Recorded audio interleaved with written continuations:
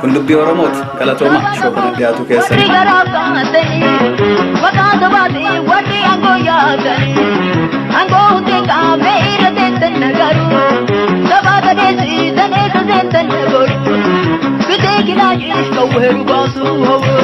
Oromoota bakka jirtan hunda akkam nagaa fayyaa dansaa akkam jirtu kun akkuma isin beektan as jiru Oromoo Republikaan keessanii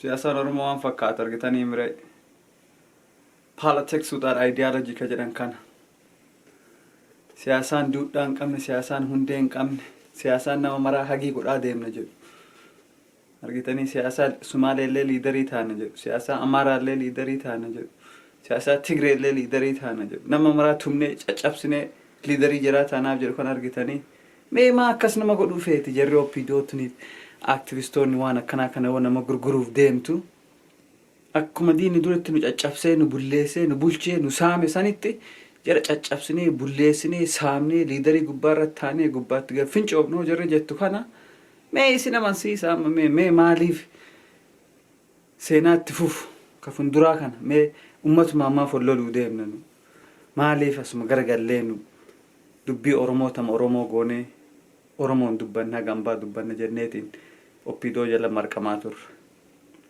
Kun dubbii Oromooti. Galatooma shoo kana dhiyaatu keessanii. 50 major political thoughts jedha kun argitanii. Politics without ideology hawaasa keenya nu taphatee jira.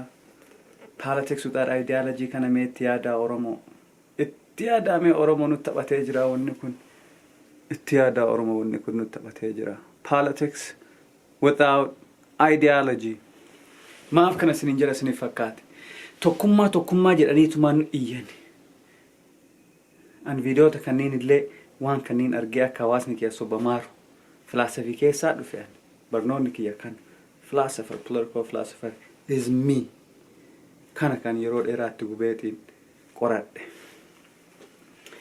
Jarriin Oromoo teenne tunniin warri aktivistii ta'e akkana olii gagguluuf kun bargariin akkamisi gabromsanii sittimti faranjiin haga ofii dhumatan haga ol fixan sittimti wal finne jetti faranjiin biyya faranjii mara biyya Arabaa deemte seerri tokkoffaan namni mirga godhatee afaaniin dubbatu seerri lammaffaan osoo nama biraan abdatiin ofii qawweef bitattee namni martinuu mirga qabaatee ufaatissu jedhan ideolojiin kun argitanii mangistiin natissa jettee mangistii abdatteetiin hiree qabdu maraa mangisti kennitee mangistii deebiteen kadhatiniis hin jette faranjiin amma biyya teennatti abbi love peace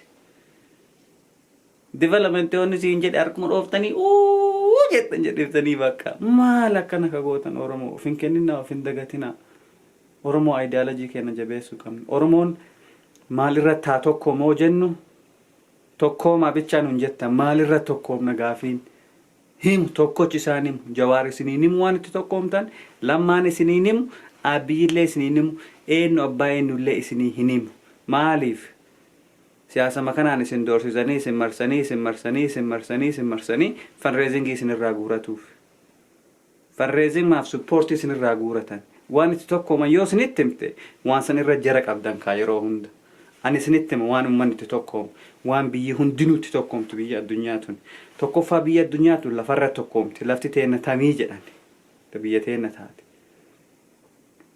lammaffaan militarii kamii jedhan militarii lama qabaatu hin danda'u namni wal fixaa yoo san militariin tokko addunyaa mararratti iyyuu ka biyyi qabdu militariin tokkochi kun kamii jedhan uufama akka Oromootitti mangistii Itoophiyaati moo waraana Itoophiyaati moo abaawoodha moo poolisii Oromiyaati sadiin kana keessa tokkocha deeggaruu qabdan poolisii Oromiyaa yoo jettani automatically Itoophiyaa deeggartanii mitiiree gubbaasanii bajetiin poolisii Itoophiyaa dhufaa mitiiree xiyyiitillee rasaasallee laakkanii itti kennatanii mitiiree kanaafuu poolisii Oromiyaa yoo amantan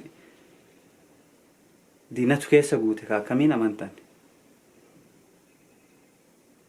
abaawoo yoo jenne abaawoo irratti tokkummaa haa kaasnu ka daawudin illaa kennachi buu godhanii abaawoo haaromsiisanii abaawoo tokkoomsu so tokkoffaan lafoo ta'e lafti Oromiyaati san irratti tokkoomna lammaffaa waraana kam akka ta'e irratti tokkoomna adda baafatuu qabna sadaffaa seerri kamii jedhan constitutionii kam amma ka Itoophiyaa fudhatu jirtan ka love peace and development jedhee yaabbii sin sobee gara Oromoo kanatti uummanni lafarraa buqqeeyyuu gargaarsa tokkoon arganne mallaqni akkasii maqaa sammaraan guutame uummata lafaa buqqeef daakuma bishaaniin naqan ta'e ka'a bakka inni bu'een beeku namni kun karaa irra jira uummanni hiyyummaadhaan dhumatu jira.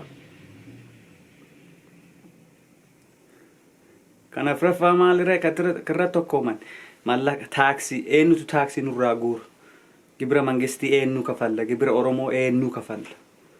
Kuna opidootti kennitan ka guurre addunyaa mirarraa guurame maqaa opidootiin ka biyya gale Itoophiyaa doolaraaf riyaadii ta'e. Uummata kenna kuno kanamarra dhiisan kaa kuno mana argitanii. Mallan isumarra guurame kun politics utara ideology osoo ideology qabaatte Oromoon tokkummaa gaafa jettan tokkummaa kana keessa maaltu jira? Oromummaa Oromoo siin jedhan Oromummaa Oromoo jechuun maali? Tokkoffaa lafarratti haa tokkoomnu lammaffaa militarii kamiin akka deeggarurratti haa tokkoomnu sadaffaa constitution seera ittiin Oromoon bulu tokkochaa deeggarru kan afraffaa taaksii eentu nurraa guura taaksiin Oromoo eessa dhaqe taaksiin gibirri Oromiyaa keessaa ba'u eessa dhaqa kanneen afran karoorfadhaa qaba Ameerikaa keessatti Suudii keessatti Keeniyaallee hojjettan biyyuma addunyaa tana mararrayyuu waan afran kana kan uummanni itti tokkoomu malee achiin ala kunniin martee haasawa ganda keessaati. Tokkochi isaallee yaada guddaa miti kanneen afran yoo hiikkattan lafa military seera ittiin bulan taaksii eentu nurraa guura kanneen afran yoo godhattan Oromoo kanneen afran irratti adda baafadha kanarratti haa tokkoomnu kun dubbii Oromooti dubbii ambaatii miti kun tokkummaa jedhanii akkan isin hin soomne. Wanti Oromoo kunniin martinuu kadhaan ka deemu dhaabatuu qaba Oromoo. Argitanii namni tokkochi Oromoo waa dalaga hoo jedhe martinuu kadhaa malee ka waa dalagu hin jiru. Namuma deesse kun hawaasa Oromoo deesse kadhaan namni tokko kitaaba seenaa Oromoo barreessoo jedhe gabbee mallaqa uummata kadhatu aansa. Maal inni kitaaba san barreesseen gurguru akka hawaasni addunyaa maraa godhu. Namni tokko Oromoo miidiyaa banoo jedhe gabbee mallaqa hawaasa irraa guurata. Namni tokko bishaan dalagoo jedhe gabbee mallaqa hawaasa irraa guurata. Namni tokko muuvii dalagoo jedhe gabbee hawaasa mallaqa irraa guurata. Namni tokko maqaa Oromootiin maa dalagoo jedhe sababa godhateetuma mallaqa isin irraa guuruu jira. Amma achi doolcheeta kan kenninaa Oromoo. Maal akkanatti mallaqa ofii guuree Oromoo yeroo mara qooduun. Hin qoodina Oromoo waan takka. Argitanii mire politics utara ideology akkana nama godha hawaasa gowwoomse martuu irraa guurata martuu irraa kadhaan sobaan yeroo nurraa gubaatuma guurata nama tokko mee maal jedhee nama rabse mee jawuu kiyya shaakiyaa opportunistiin fakkaatiin jedhee isa gorse malee viidiyoota kiyya mara keessoo deemtanii soxxan jawuu kiyya opportunistiin fakkaatiin jedhee kadhadheen malee hagamaayyuu opportunistima fakkaatu jira jawuun namiin adda addaa achi qoodaa Usmaan ukkumeellee of duuba nu jalaan bisanii bajetiin qabnu jedhaa ofii hawaasa guutuu addunyaa mara deemanii hawaasa yaasaniituma farreezingii argina everyday. Ofii bajetiin nuun jiru Usmaan ukkumeellee asitti hafee dammaq isaaniillee miidiyaa kiyya hojjabbanadha jedhee waan ta'e ilaala. Ideology politics utara ideology. Jawuu kiyya bakkuma takka gannu dhaabadhuun jedheesi kadhadhaa. Kopido arrabse jawuudha argitanii waan jedhee kopido erga wargayii haadee video kolaasanii jira. Arrabsuu keetiif olii gannu gaggara galchita jawu garee tokko keessa nama tokko keessa pikii godhaa yoo ati kakkaaftu kanneen illee loluma ololaati gama miidiyaarra waliin haasaan kanneen opiidoo jechuun EPDRF jechuudha. Wama takka onni jijjiirraa jarree adda adda qabdu hin jiru. Kunni illee nu gargaaraa hin jiru. Kanaafuu Oromoota jabaadhaa siyaasaa kenna kakadhaa akkan goone ideology soqadhaa malee ideology irra dhaabadhaa Oromoo rabbii jedha ideology tokko irra dhaabadhaa. Used and throw jenne gorsine nama maraayyuu Itoophiyaa keessonni seene martinu used and throw akka ta'u gorsine. Activistiin bara goofandii karama gabaabaa kanaan banaama goofandii activistiin goofandii kun hawaasatti taphate jiran. Ideology kennaa haa cimsinu lafa military seera ittiin bulanii taaksii gibira eentu nurraa guuru. Kan afranitti tokkoomuu qabu malee Oromoon waan adda addaa ta'an kan nutti taphatu meeshaa miti. Galatoomaa isiniin jedha. Politics utara ideology. Oromoo kana. Let's get some ideology in ourselves. Jabaadha Oromoo. Dunya keessatti bakka jirtan mara nageenya isin irraa jiraatu. Nagaan galatooma. Peace.